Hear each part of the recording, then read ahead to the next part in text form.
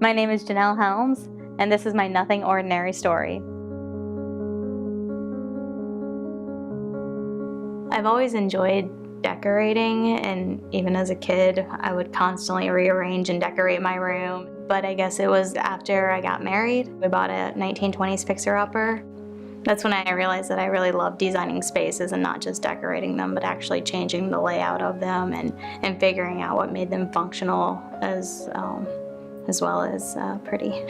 We're on the exterior now, so we're almost to the end. I'm getting the itch to start fixing some of the things that we fixed in the beginning to redesign them and decorate them, especially with being in this field now and seeing all the fun options there are, because when we first bought the house, I didn't realize there was as many options as there are to decorate and design with.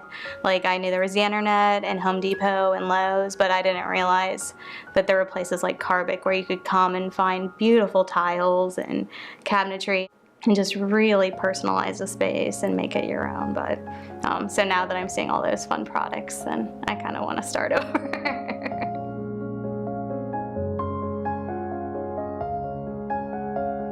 One of the most fun things for me about helping people with the design is in the beginning, we'll go out and we'll measure the space, and then we come back to the office and do a floor plan for them and draw it up.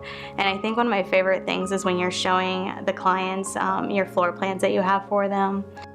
When they look at it and they're like, I never would have thought of doing it that way. That makes so much sense. Just because they're used to using it in a certain way, just putting, an aisle in a different direction sometimes, or, a shelf on a different wall, it's mind-boggling to them sometimes.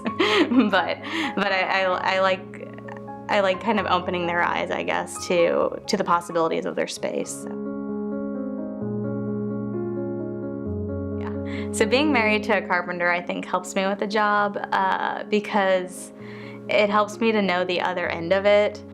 I know what helps him to actually build what we've designed or create what we've designed, and what it takes to execute that, what dimensions he's going to need to know, what I need to call out, so that way everybody's crystal clear on the job site. So even if I'm not sitting there holding his hand through it, that he can do the design that I've created, or the installer can do the design that we've created.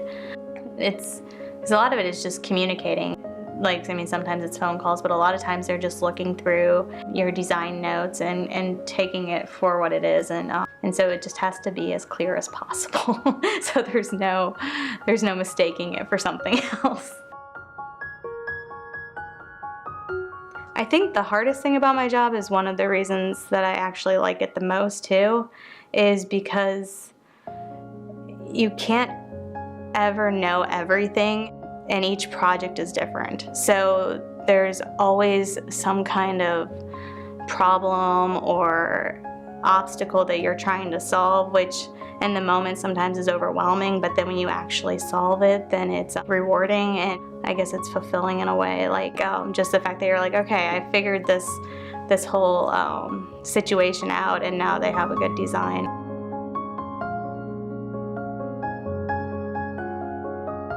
It's a little bit of my HGTV coming through, but I always love a good before and after. And so I love seeing that before product where it looks terrible or it just doesn't function, and then knowing that you're going to make it awesome and what the client is hoping for is just, I think that's probably what keeps me going back to work, is that after picture.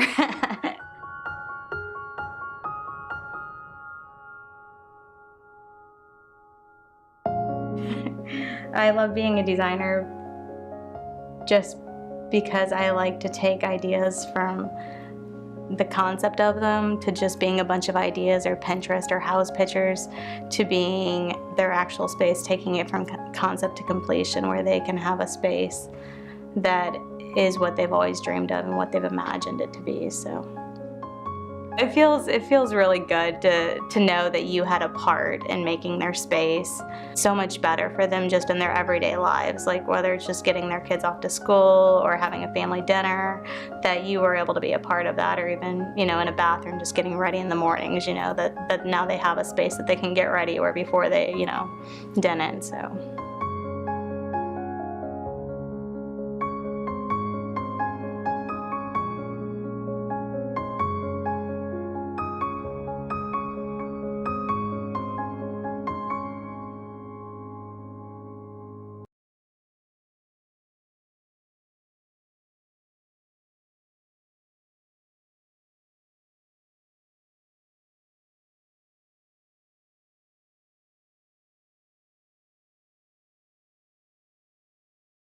So I like to give or communicate with the client and installer, whoever's doing the job, as much as possible with the details, because I want to know that we're on the same page. And and so I will do 10 drawings for them of this one space to make sure that they are satisfied with, so they're not surprised whenever the design's happening, that it's what they expected it to be. I don't want there to be any expectations that aren't met. And so it helps me to sleep at night when I know that we're all on the same page. And I don't know, I feel like I am a person that a lot of times I will say that I understand things, and then I'll walk away and I won't know what that person was talking about. Okay. It was something about that, taking this space that didn't function, didn't work for us, and then transforming it into a space that we actually wanted to hang out in and have friends and family over too.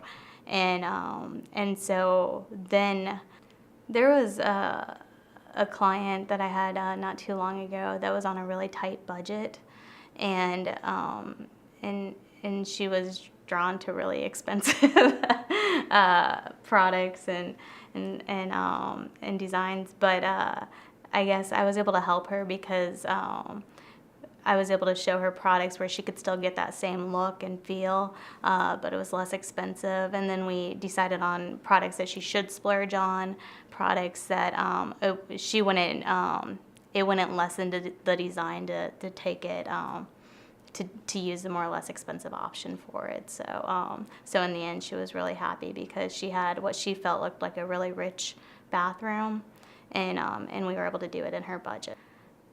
I just found such joy in that to be able to do that all the time was just so fulfilling, to help other people figure out how to make their space a space that they wanted to be in.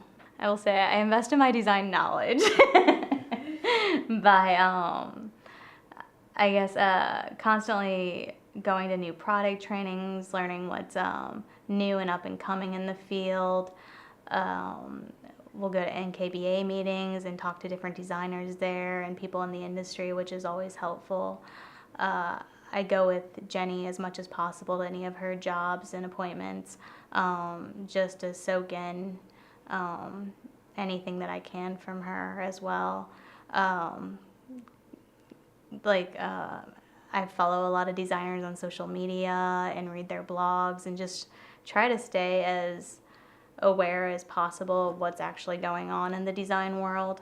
But then I think probably most of my information and what's most helpful to me is actually my coworkers. I'm constantly talking to the other designers and even just the other ladies at the office, and I mean, because even like Tony, she knows so much about all the products, and she'll tell you everything she knows, and so just trying to soak in everything from everyone, I guess, is how I stay, I guess, informed and up to date.